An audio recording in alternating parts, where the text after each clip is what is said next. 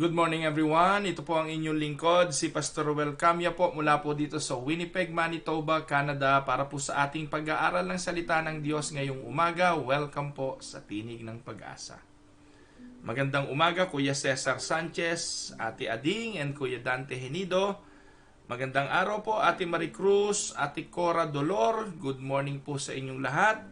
Ate Ellen Gonzalez and Kuya Monching, Kuya Dol and Ate LV Paredes, magandang araw po sa inyo, mga naunang mga pumasok po sa atin pong comment section. Mariví Frias, Ate Vanji Magnaye, Darren and Marlet Sakdalan, Ate Nelia Ramos, magandang araw po sa inyong lahat. Samahan po ninyo ako sa talatang ating pagbubulayan. Matatagpuan po ito sa aklat ng Exodus chapter 32 verses 21 hanggang 24. Ganito po ang sinasabi. Moses said to Aaron, "What did these people do to you that you led them into such great sin?" "Do not angry, my lord," Aaron said. "You know how prone these people are to evil. They said to me, 'Make us gods who will go before us.' As for this fellow, Moses, who brought us up out of Egypt, we don't know what has happened to him. So I told them, 'Whoever has any gold, jewelry, take it off.' Then they gave me the gold, and I threw it into the fire, and out came this calf." Pagpalain nawa ng Diyos ang pagkabasang ito ng kanyang banal na salita na sa umaga pong ito'y ating pagbubulayan. Siguro po nagtataka kayo sa ating pamagat. Ang pamagat po ng ating pag-aaral ngayon na impluwensyahan ng masamang impluwensya. Aminin man natin o hindi, mga kapatid, sa mundong ginagalawan natin, napakalaki ng impluwensya ng ibang tao sa buhay natin. Sa ating pamilya na ginagalawan, ang impluwensya ng ating mga magulang, yung impluwensya ng kulturang meron tayo. Sabi nga po, yung mga Filipino, kapag ng ibang bayan, dala-dala pa rin yung kultura ng pagiging Pilipino. Yung pong lengguwahe, hindi po natin ito madaling makalimutan. Ito po ay lagi nating taglay-taglay saan man tayo pumunta. Pati yung punto. Siguro po, nagtataka kayo, at sa akin pong mga pagsasalita hanggang ngayon, yung punto ng amin pong bayan sa Imus, sa Anabu ay dala-dala ko pa rin kahit medyo matagal na rin po ako dito sa Canada. Yung mga Batanggenyo, yung mga Alaey, no? At ang mga taga-South, taga-Visayas na nagpapalit yung letrang E at saka letrang I. So, ito po yung mga influence ng ating mga kinalakihan. Hindi ko po sinasabing mali ang mga bagay na ito. In fact, may mga kultura, tradisyon ang bawat isa sa atin na nakalakihan at impluwensya nakakatulong din naman. Halimbawa ay ang paggalang sa magulang, ang po at opo, ang paghalik at pagmamano. Ito po yung magagandang mga impluwensya. Pero naniniwala po ako na mayroong masasamang impluwensya na minsan hindi nakakatulong at ang basihan ay wala naman sa banal na kasulatan. Kaya po, gusto ko po kayong tanungin ngayon, kumusta ang impluwensya ng inyong mga buhay? Sino ang madalas nakaka-impluwensya sa inyo? Sa mga pagpapasya, sa mga pagdedesisyon. Alam niyo po mga kapatid, araw-araw may bagong uso. Bagong usong damit, bagong kasuotan, bagong halaman, no? Bagong pagkakalibangan, bagong lahat uso. Maraming uso. Ngayon po ang uso TikTok. Alam niyo po ba yun? Yung nagsasayaw, naggagaganon sa social media. No, nauso po yung noong pong kampanya ng senador, yung pong isang senador na kababayan natin sa Cavite nanalo dahil lang doon sa kanyang pagsasayaw. Ano ba tawag doon sa sayaw na yun? Hindi ko po matandaan, pero ayun po, kung anong uso, naiimpluwensyahan tayo. At aminin natin o hindi, ay nakaka-epekto ito sa ating mga buhay at sa ating mga pagpapasya. Kapatid, when you look back on your life and recall your most shameful sins, how many of them were done in isolation? Kung babalikan po natin, yung pinaka nakakahiyang kasalanan na ginawa natin, bakit natin yung ginawa? Anong nagtulak sa atin para gawin yon? Alam niyo mga kapatid, what I mean to say is how often has peer pressure led you down a path that you now regret? Gaano karaming pagkakataon sa buhay natin na nakagawa tayo, nakapagdesisyon tayo, nakapagsalita tayo ng mga bagay na pinagsisisihan natin pero bunga ito ng impluwensya ng iba. Why does that happen? Alam niyo po mga kapatid, peers and community or friendship are important. Friends and peers, they are very important. Because God created us for a community and a healthy relationship. Alam naman natin yon. Genesis chapter 2 verse 18. Ano po ang sabi ng Diyos sa tao? The Lord God said to Adam, "It is not good for the man to be alone. I will make him a helper suitable for him." Nakita ng Diyos, hindi talaga uubrang nag-iisa. Kailangan natin ng community, kailangan natin ng small group, kailangan natin ng large group, kailangan natin ng makakasama. Pero alam niyo po mga kapatid, more often, those people around us can serve as an influence in our lives. Di po ba mga kapatid, nung nabigyan na ng Eva itong Adan, ano po ang nangyari? Ito pong Eva ang hindi na kontento sa lahat ng bagay na nandun sa hardin, at noong ito pong Eva ay nakatuon ng paningin doon sa bungang ipinagbabawal ng Diyos, ito ang nang impluwensya sa kanyang asawa na pumitas, kumain, at pagsaluhan ang bungang ipinagbabawal. At ito namang Adan na siyang pinag-utusan ng Diyos na sa iyo ang lahat ng yan, maliban lang dyan, ay na-impluwensyahan ng babaeng ibinigay sa kanya ng Diyos. Alam niyo mga kapatid, bakit ito nangyayari? Because we are so afraid of being abandoned. We will do almost anything to keep from being rejected, even if that means doing things that go against the will of God. Natural nyo sa tao eh. Yung bang sense of not being, ano tawag doon? In. O yung damdamin na hindi ka ka-join. Hindi nyo po ba narinig yung termino na usong-uso ngayon? Sana all. Ano po? We want to be in the group. We want to be uso. No? At dahil po dito, nai-impluwensyahan tayo. At nakita po natin itong kalagayang ito, hindi lang sa buhay ni Adan, na naging cause po nito ay ang pagkawala ng hardin ng Eden at ang kasalanan ng lahat ng tao. Dahil sa impluwensya ng kanyang asawa. At ito po'y nangyari din sa buhay ni Aaron at ni Miriam. Sa buhay po ng bansang Israel. Na saglit lang pong umalis si Moses para makipag-usap sa Diyos at makipagtipan sa Diyos, nakita natin si Aaron, when Moses was meeting with God sa Mount Sinai, Aaron built an idol. He built an idol, a calf, guya, na mula sa ginto, sa mga alahas na tinunaw, at ito'y kanilang sinamba. Ang tanong, saan galing ito? Yung bang desisyon ni Aaron bunga ng kanyang kagustuhang sumamba din? No. He disobeyed God because of the request of the people. So that he might be welcomed by the crowd. Minsan ito po ang problema natin. Napakagaling po nating makinig sa sasabihin ng iba kahit yung sasabihin ng iba'y mali. Natatakot tayong tumindig sa tama dahil ayaw nating ma-brand as KJ, ayaw nating ma-brand as makaluma, ayaw nating ma-brand bilang mga panatikong Kristiyano.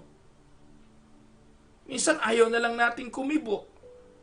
Kahit na alam nating mali, hinahayaan na lang natin dahil ayaw nating maging masyadong relihiyoso sa paningin nila. Or sa takot na ma-brand tayo na KJ at hindi tayo isama sa kanilang grupo. Nakuha niyo po mga kapatid. Kumusta po tayo? Anong mga paglabag sa Diyos ang nagawa natin bunga ng impluwensya ng iba? Alam niyo po, nung araw tumikim ako ng bisyo. Nakatingin po ako niyang alak. Kahit po ayaw na ayaw ko ng lasa niyan. Alam niyo po mga kapatid, ayaw ko po ng alak. Yung asim nga lang eh. Yung nga lang kalamansi eh. No, minsan inaalok po ako ng mga kapatiran ng strawberry.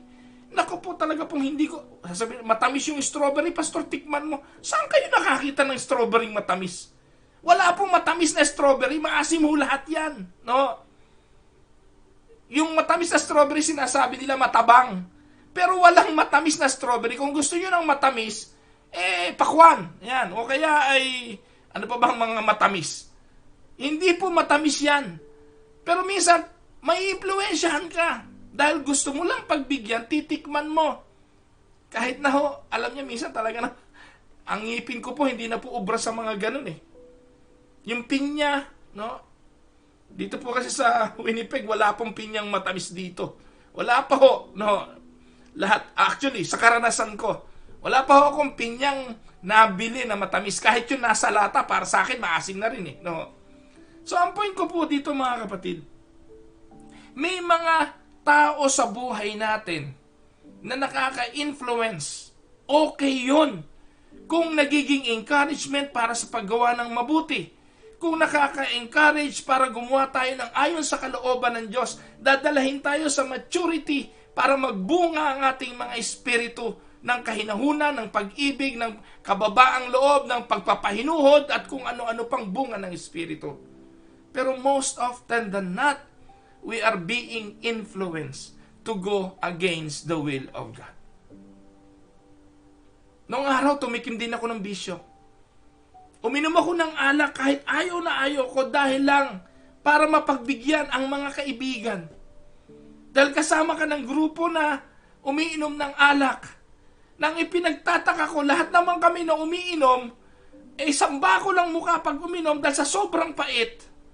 At kailangan habulin ng chaser at mamulutan ng masarap para mawala yung lasa. Pero pinagtataka ko, ba't namin ito ginagawa? At ito nga po'y bunga ng impluensya ng mga taong mahilig sa bagay na yon. Nanigarilyo rin po ako. Natikman ko rin po ang marijuana. Hindi dahil gusto ko, kundi dahil na-impluensyahan po ako. Ngayon, aminin man natin o hindi, madami pa rin sa mga desisyon natin sa buhay ngayon ang impluwensya ng iba. Minsan, napipilitan tayong iswipe yung credit card dahil meron tayong nakitang magandang bagay na gusto natin pero beyond our budget. Naririnig ko to minsan, naku, wala na, sagad na sa budget. Pero dahil gusto ko to, nabili ko ito. Dahil sa impluwensya ng commercial.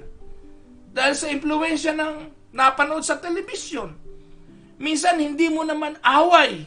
Pero dahil kaaway ng kaibigan mo, nakikiaway ka. Nakikisali ka sa hindi mo gulo dahil yung mga tropa mo ay magulo. Minsan dahil ito ang uso, nakikiuso ka. Again, sana all. Hindi ba ito'y bunga ng kagustuhang maging kabahagi? Maging maging katropa, kapuso, kapamilya, o kapatid. At dahil doon, nakikipagbasagan ka ng bungo, nakikipag-away ka, sa pakikipagtalo, kaaway mo na mga kamag-anak mo sa pagtatanggol sa ABS-CBN na wala ka namang pakinabang. Pero kaninong impluwensya? Kay Angel Locsin dahil ito ang uso at ito ang sikat na pinag-uusapan ngayon. Impluwensya ni Kim Chiu, impluwensya ni Coco Martin. At ito pong nakakatawa. Ang Pilipinas ay ubod ng gulo, pinagkakagulo tayo dahil may mga taong nang iimpluwensya sa ating mga pagpapasya. Hindi mo ba naisip yon? Napakahilig natin pumanig, kumampi, gumawa ng mga grupo para pagsamasamahan. Hindi ho masama yan. Ang simbahan nga ho, dapat ganun eh. Ang simbahan ho dapat may mga small group, may mga grupo-grupo. Pero ang layunin dapat nito ay building each other's up. Letting each other grow to maturity. Magpasanan at magbuhatan. Kaya napakahalaga kung sino sasamahan mo. Diba? Sabi ng Biblia, Biblia, yung kasabihan, birds of a feather flock together. Right? Wala po sa Bible yun. Kasabihan lang po yun. Na yung pare-parehong ibon magkakasama, pare-parehong balahibo magkakasama, pare-parehong kulay magkakasama. At dahil po dito, nai-impluwensyahan tayo, aminin man natin o hindi. Hindi po ba? Now, how do we learn from Aaron's mistake? Puntahan natin saglit si Aaron. Paano tayo matututo sa kanyang karanasan? Una, always remember who rescued you. Lagi niyong tatandaan, sino ba ang nagligtas sa atin? Tayo bilang mga Kristiyano, kayo na nakikinig sa akin ngayon, kaya naman kayo nandito kasi mananampalataya kayo eh. Wala pong naliligaw sa group na ito, walang naliligaw dito sa channel ko nang hindi mananampalataya. Kasi po sa totoo, sa dami nang napapanood sa Facebook, sa dami nang nakikita sa YouTube, wala pong masyadong nanonood ng usapin tungkol sa Diyos. Hindi po ito uso. Kaya po sa mga tao, nakita, merong nagsesermong ganito, naku, napakatulin, ikiklik agad yung lipat sa iba. Pero kayo, 59 kayong nakikinig sa akin ngayon, I guess the reason why you are here is because you have been chosen by God to be part of His kingdom. Huwag niyo pong kakalimutan na kaya kayo Kristiyano, pinili kayo ng Diyos para maging Kristiyano. Huwag niyong kakalimutan na hindi ka kailanman mananampalataya kung hindi ka binigyan ng Diyos ng pananampalataya. Kaya tandaan mo, biyaya yan. At ito'y biyaya dahil binibigay ng Diyos, wala kang effort, wala kang kakayahan, wala kang kapangyarihan, bigay ng Diyos ang iyong kaligtasan. Dahil siyang naglagay sa puso mo ng pananampalataya. Tandaan niyo po ito. Kahit anong tumbling ng preacher, kahit anong kahusayang magsalita, hindi po mananampalataya ang tao kung hindi bibigyan ng Diyos ng pananampalataya. Sapagkat sa biyaya, tayo'y mga nangaligtas sa pamamagitan ng pananampalataya at ito'y hindi sa inyo, hindi bunga ng inyong mabubuting gawa, kundi ito'y biyaya ng Diyos upang wala tayong ipagmalaki. Your faith, the faith that you have to believe the Son of God, galing yan sa Diyos. Kaya iniligtas ka ng Diyos dahil binigyan ka ng pananampalataya. Amen? Ngayon, huwag mong kakalimutan to. Huwag niyong kakalimutan na ang pagliligtas galing sa Diyos. Hindi po ito impluwensya nino man. Tandaan po ninyo, ang Diyos ang nag-impluwensya nito sa pagbibigay ng faith sa puso mo. Minsan, mas malaki pa yung tinatanaw nating utang na loob no sa preacher. Take note, yung preacher ay instrumento lang ng Diyos. It is God who gave you the faith to believe. Kaya kami, ano po ang term na ginagamit ni Apostol Pablo? Kaming mga walang kabuluhang alipin. Amen? Ang Diyos ang wag nating kakalimutan na nagligtas. Ito ang problema ni Aaron. Si Aaron, alam naman niya na ang Diyos ang naglabas sa kanila sa Egypt. Alam naman niya na ang Diyos ang humati ng dagat na pula. Alam naman niya na ang Diyos ang nagpapakain ng mana, nagpapainom ng tubig. Ang Diyos ang gumawa ng 10 salot sa mga Ehipsyo at pumatay sa mga sundalong Ehipsyo na humahabol sa kanila. Alam niyang lahat yon. Ang Diyos ang sumama sa kanila, pillar of clouds by day and fire by night. Alam niya yon. Pero ang problema, eto. Nung yung kanilang leader ay saglit na iniwanan sila para kausapin ng Diyos yung mga tao na inip. At ang mga tao sa sobrang pagkainip ang sabi, wala na mangyayari, hindi na babalik yung kapatid mo. At ano po ang nangyari? Inimpluwensyahan nila si Aaron na gumawa ng guyang baka na gawa sa ginto. Aaron had forgotten that it was the Lord who rescued him out of Egyptian slavery. It is the Lord Jesus who rescued them. It is God who rescued them from captivity. At ang dapat allegiance nila ay sa Diyos. Kung merong dapat pasimuno sa buhay nila ay ang Diyos. Kung merong dapat pangunahin ay ang Diyos. Hindi ang mga ribulto at gawang Diyos-Diyosan. Wala itong silbi. Pero ito ang kanilang sinayawan. Ito ang kanilang pinagbunyi. Ito ang kanilang idinambana. Dahil nainip sila sa lingkod ng Diyos. Tandaan po ninyo, ito'y totoo na ang tao hahanap at hahanap ng Diyos na sasambahin niya sa kanyang buhay.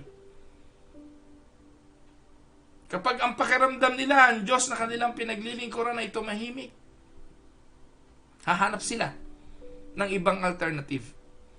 Ito po ang palatandaan ng hindi talaga totally regenerated heart. Kung ang puso ng isang tao ay hindi totoong nakaranas ng pagliligtas ng Diyos, hahanap at hahanap ng ibang Diyos-Diyosan. At gagawa sila ng mga Diyos-Diyosang idadambana ng kanilang mga puso. Ang nakakalungkot lang mga kapatid, minsan yung mga Kristiyano, yung mga leader na totoo na i-impluwensyahan. At dahil sa takot sa sasabihin ng iba, sa halip na manindigan, ipaglaban ng totoo, sila pa ang nadadala ng karamihan. Kaya lagi ko po itong sinasabi sa mga leaders ng Winnipeg Unida. Sa Winnipeg, sa leaders at councils ng mga churches na akin pong pinagtuturuan. The only legacy that you can leave with the future generation ay ang tibay ninyong paninindigan sa atin pong sinasalig at pinananampalatayanan. Nakakalungkot po ngayon. Kahit ano na lang, uso, pwede. Alam niyo po ba na ang simbahan ngayon na impluwensya na rin na parang diskuhan? Ang mga simbahan ngayon, hindi na mukhang simbahan. Pumasok po, subukan ninyong pumasok sa mga beer garden, yung mga bar. Ang dilim, may mga ilaw na flash, nagpapa-flash na ganon. Hindi ho ba ganon na rin mga simbahan ngayon? Tingnan niyo po yung mga simbahan ngayon, yung mga Pentecostal, pinapatay pa ilaw. Gusto nila yung madilim. Bakit? Kasi ito gusto ng mga kabataan ngayon, yung para bang pag nag-awitan kayo, nagtugtugan kayo, parang rock concert. Sabihin na ninyong makaluma. Sabihin na ninyong hindi iyon uso sa panahon namin. Pero ang punto ko rito, bakit kami makikiayon? Hindi ganito ang simbahang nakagisnan ko at hindi ganito ang simbahang nakita ko sa Bible. Mga kapatid, hindi po ako against tugtugan. May mga tugtugan sa Bible, may mga kantahan sa Bible, may mga papuri sa Diyos sa Bible, iba-ibang instrumento, hindi po ako against yan. Pero wag naman pati yung mga bagay na ginagawa ng kulto ay gagawin na rin natin. Yung mga ginagawa ng mga kulto katulad ng mga Hindus na nagkakakawag, nagkikisay, naghihiyaw, nagtatatahol, nagiiyak ng walang luha ay gagayahin din natin. Hindi na yun impluwensya ng Diyos. Impluwensya yun ng kulto. Kaya ngayon napakanipis mga kapatid. Napakanipis ng pagitan ng isang Kristiyanong simbahan sa isang kulto. Kaya kayong nakikinig sa akin, obserbahan nyo simbahan ninyo. Kung puro emosyon ang umiiral, hindi yan sa Diyos. Kasi mga kapatid, pag puro emosyon, ang sabi ng Bible, ang pinakamadaya sa lahat ay ang puso ng tao. Kapag ang puso ng tao at ang emosyon ang naghari sa loob ng simbahan, sigurado papunta yan sa pagiging kulto. Tandaan po ninyo, sino nakaka-impluwensya? Kaya yung pastor, yung leader ng simbahan, dapat matibay yung doktrina niyan. Matibay yung tinitindigan niyang pananampalataya. Dahil kaya niyang dalahin. Katulad ni Aaron, nadala niya ang bansang Israel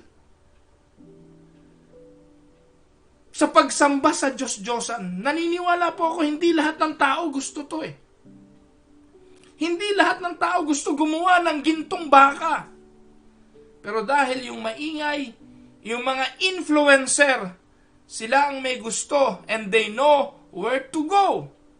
They went to Aaron, who is the brother of Moses. Kakutsaba si Miriam. Si Miriam po ang, alam niyo po ba nangyari dito? Palibhasa si Miriam ang may utak. Kasi po si Miriam, propeta rin po ito eh. At ano pong nangyari? Dahil kay Miriam, in-influensya si Aaron, sino po ang terribling pinarusahan ng Diyos? Sa mga talata, mababasa niyo pong susunod, ang Diyos ang nagparusa, pinarusahan niya si Miriam, nagkaroon po ito ng ketong. Ang tanong, bakit si Aaron walang ketong? Eh siya rin naman ay kasali. Una, sa aking analysis, maaari si Aaron ay na-impluwensyahan lang. Nang higit na ma-impluwensya. May level-level po yata ng kapangyarihan eh, hindi po ba? Pero sa malalim na pag-aaral, anyways, hindi po ito dapat pag-usapan niya, ibang topic yon. Pero ang point ko po rito, si Aaron ho kasi ang gagawing pinagmulan ng mga Levita. Sila po mga kapatid, ang Levites. Kay Aaron galing yon. At ang trabaho ng Levites, ng mga Levita, ay maglinis ng mga ketong. Silang nagde-declare na ang tao ay wala ng ketong. Ang isang Levita, hindi pwedeng magkaroon ng ketong. Ano po? Dahil, paano mo sasabihin, wala ka ng ketong kung ako nagkaketong? Kaya si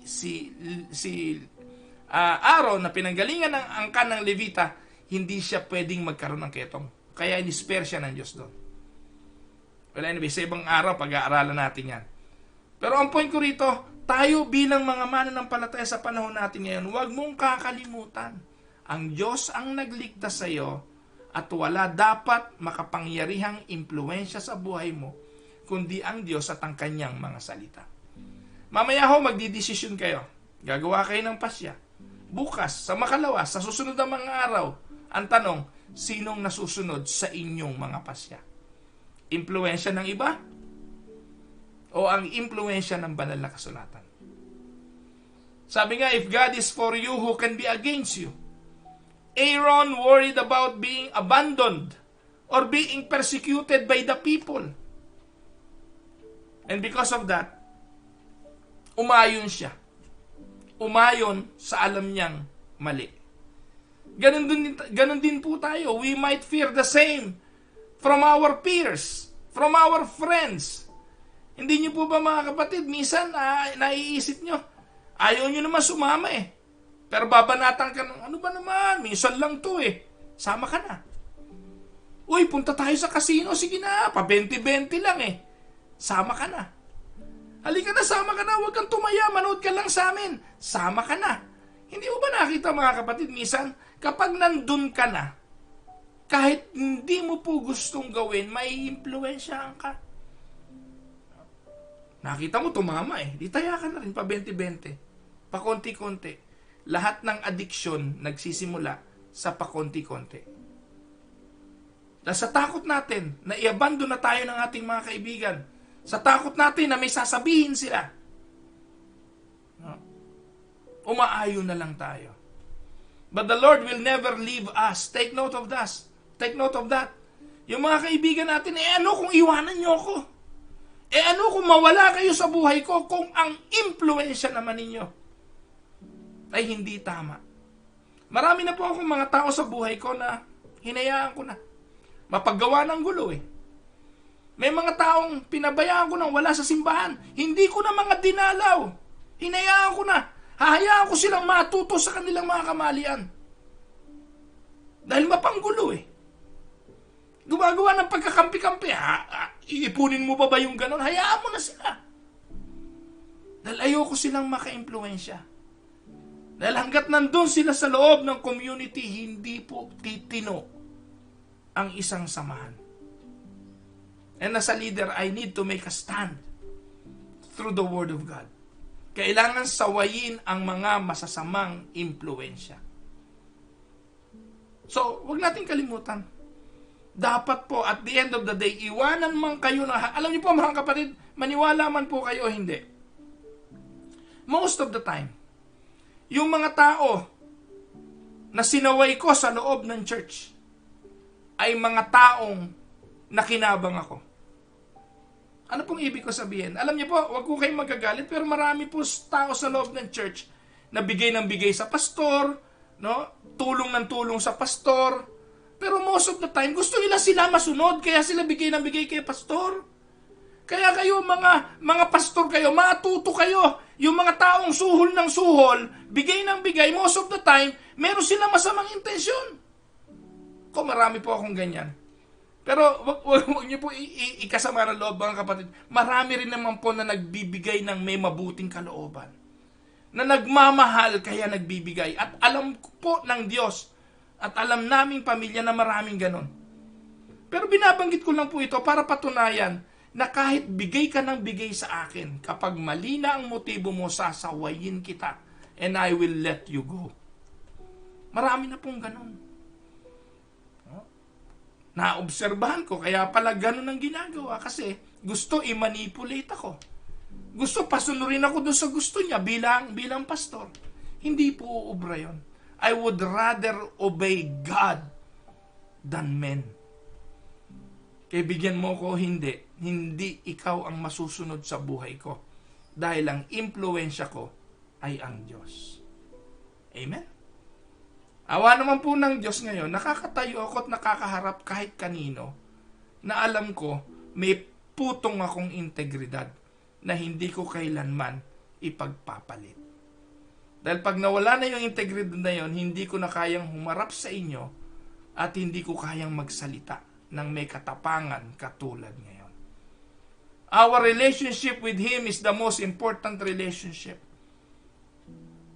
Kaya po dapat yun ang ating laging tandaan. Pangatlo, ang anumang allegiance na labag sa Diyos ay magdudulot ng suliranin at sakit ng kalooban. Take note, whatever allegiance it is, that is contrary to God's allegiance, it will cause you hurt. Affair, pangangalo niya, masamang barkada, anuman ang iyong samahan na kinaaaniban, na labag sa gusto ng Diyos, magbibigay sa iyo ng sakit yan. Sasaktan ka lang yan. Masarap lang yan sa una. Okay lang yan sa una. Pero kalaunan, pag nagkasakit ka na at nasa ospital ka na, napakadalas ko itong marinig. Na sinasabi nila, Pastor, kasama ko sila sa inuman, kasama ko sila sa kasiyahan, kasama ko sila sa barkadahan, pero ni isa sa kanila walang dumalaw sa akin dito sa ospital. Marami pong mga samahan, allegiance, na hanggang sa inuman lang, hanggang sa kasiyahan lang. Pero pagdating sa hirap, hindi mo sila maaasahan. Pero ang allegiance sa Diyos, tandaan mo ito, ang allegiance sa Diyos, sasamahan ka ng Diyos hanggang sa kabilang buhay. Pangapat, huwag nating kalimutan, ang kasalanan ay may kabayaran. Ang influensya ng iba na mali sa kalooban ng Diyos pagdating ng araw ay ipagsusulit natin sa Diyos. Katulad ni Aaron, kinonfront ni Moses si Aaron, bakit mo ginawa ito? Bakit mo pinayagan na ang mga tao ay impluensyahan ka? Ang sagot ni Aaron, wala akong magawa eh. Gusto nila ito eh. Ito po ay palatandaan ng isang mahinang klase ng tao.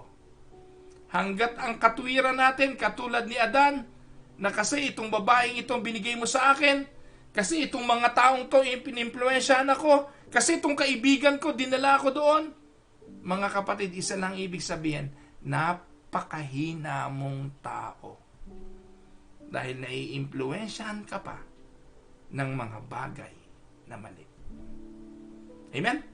So, I hope na pagpala po kayo ng mensaheng ito ngayong araw at naway itulak tayo sa paninindigan sa mga bagay na matuwid at ayon sa kalooban ng Diyos. Tayo po ay dudulog sa Panginoon sa pananalangin. Atin pong ilapit sa Panginoon ang kapatid na Aleida Castro Yambao na nawa ay makaranas ng kagalingan, ang Pastor John Ocol, ang kapatid na Carmen Ringor, ang patuloy na panalangin para po sa mga pamangkin ni Ate Heidi Mejia, si Epoy, si Romel at si Mark na nawa po ay patuloy na makaranas po ng kagalingan. Lahat po sila ay mayroong problema sa kidney. Dalangin din po natin ang tatay po ni Ate May Capillar na si Tatay Clarito Cuadra, at ganoon din po ang kapatid ni Ate May na si Kuya Egay Cuadra. Patuloy po nating ilapit sa Panginoon para sa kagalingan si kapatid na Oji Ramos. Recovering na po si Oji, pero we are asking for your continuous prayers for him. Ganoon din po kay Tito M.A. Paredes na nawa po ay bigyan siya ng Panginoon ng ibayo pang kalakasan at paggaling. Ganoon din po si Tita Tessie Paredes Chu. Nawa po ay maranasan nila ang mga biyaya at ang kalakasan galing sa Panginoon. Idalangin din po natin si Ate Myra, yung kanyang diabetes at ang patuloy pong kalakasan para sa kanya at sa kanyang sambahayan sa Pilipinas.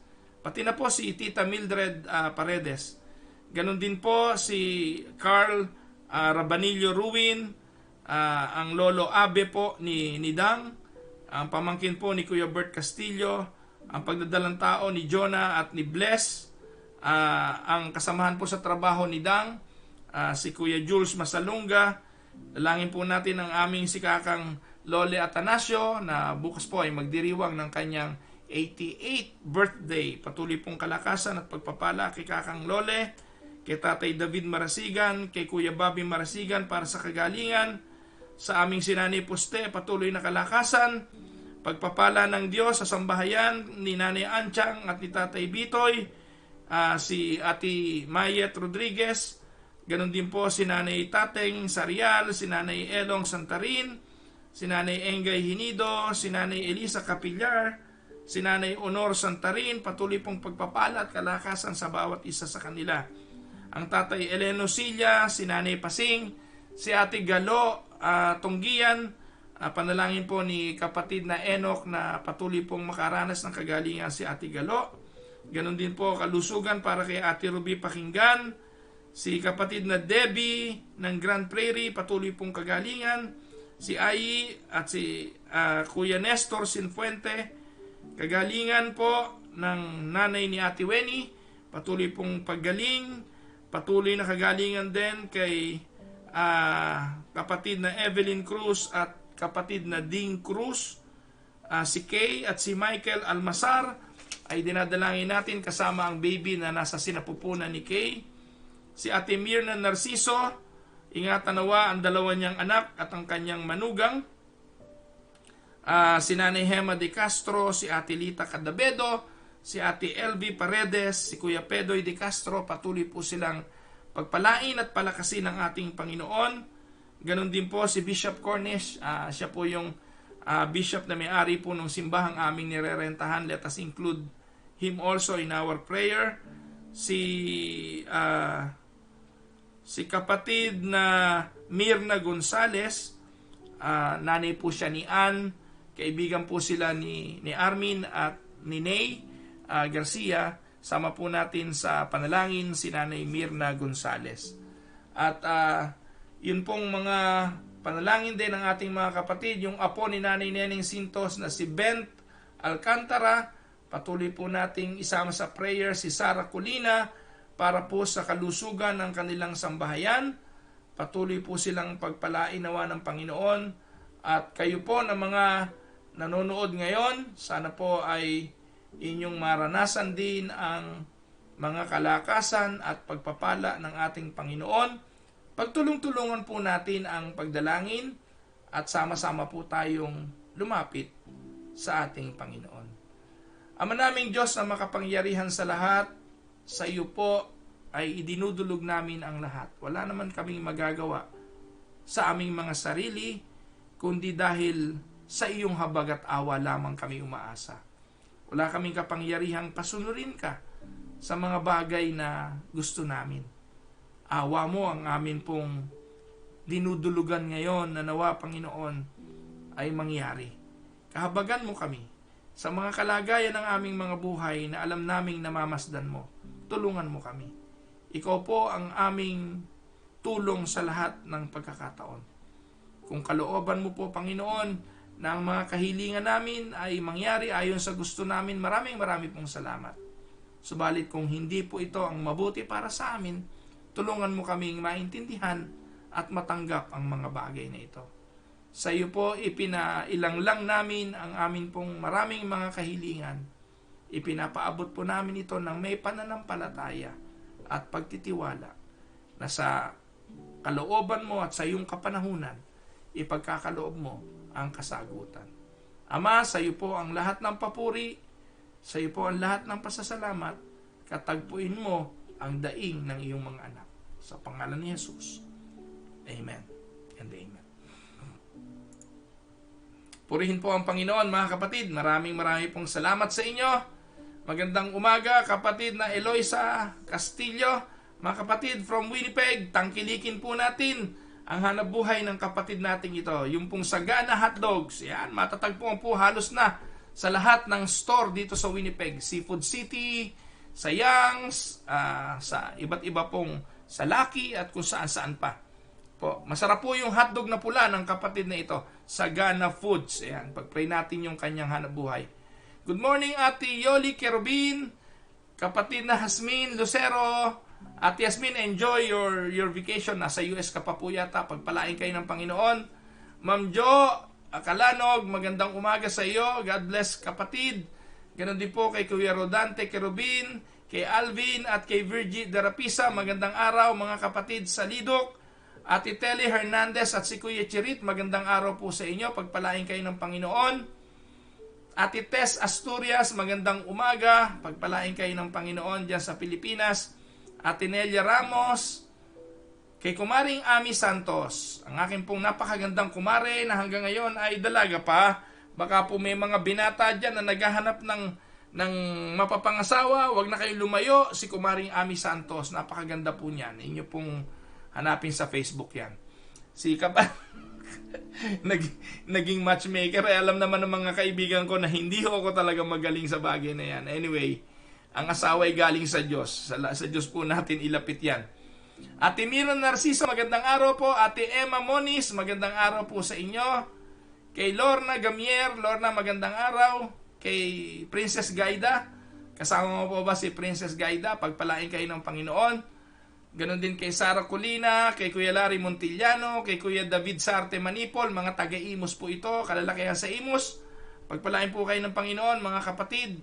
Ganon din po si Ai Advincula, Ai, pagpalain ka ng Panginoon. Si Eric, kumusta sa inyong mag-asawa? Kay Ate Mirna, ganon din kay Kuya Nestor, pagpalain kayo ng Panginoon. Ate Flor de Lisa Maynes, magandang araw po sa inyo. Kay kapatid na Miriam Galvan. Kay Nanay Belen Olaes, magandang gabi po sa inyo, Nanay Belen. Kapatid na Carolina Bukiran. Si Ate Flor de Lisa at saka si Ate Carolina, magkapatid. Kung di po ako nagkakamali. Pagpalain po kayo ng Panginoon. Natutuwa po ako kasi pamilya po yung mga nanonood na po. So purihin po ang Panginoon. Ate Malu Pasco, magandang araw sa iyo. Pagpalain kayo ng Panginoon. Mari B. Frias. Ano pa ba? Ate May Atanasio, good morning Ate May. Pagpalain po kayo ng Panginoon. Kuya Eddie Boy Sauler. Magandang araw, Kuya Eddie, at kay Ate Del, magandang pagpalain kayo ng Panginoon. Si Ate May Capillar, magandang umaga. Ate Gina De Castro, magandang araw po sa inyo. At kay Kuya Pedoy, pagpalain po kayo ng Panginoon. Ate Leti, Purifikasyon, magandang kitang po ninyo, magkakapatid niyang nanonood. O Bayaw, si Kuya Dol, si Ate LV, purihin po ang Panginoon. Ito po yung mga kamag-anak ko from the Philippines na araw-araw po na niloob ng Diyos ay nakikita po natin sa Tinig ng Pag-asa. Magpatuloy po kayo at nawa po maging kapakinabangan sa inyo ang ating pong programang ito tuwing umaga. Kapatid na Olive Andamo, magandang araw sa inyo.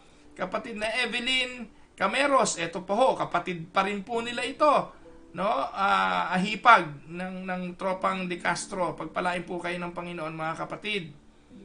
Ano pa ba? Ate Nene Enriquez, magandang araw po sa inyo.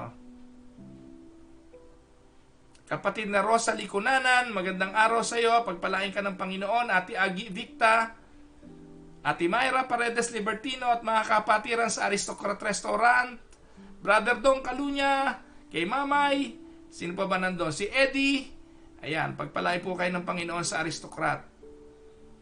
Si Ate Ruby Pakinggan, ayan. Si Ate Delia Magkawas at si Kuya Ban Magkawas, magandang araw po sa inyo. Pagpalain po kayo ng Panginoon. Kapatid na Bel Cuenca, Kuya Monching Gonzales, magandang araw po. Pagpalain kayo ng Panginoon at sa ating lahat. Ayan. So, praise the Lord. Again, ito po ang inyong lingkod, si Pastor Roel Camia. Magkita-kita po ulit tayo bukas sa ganito ring oras, 7:30 po dito sa Winnipeg. Ito po ang inyong lingkod, si Pastor Roel Camia, para po sa Tinig ng Pag-asa.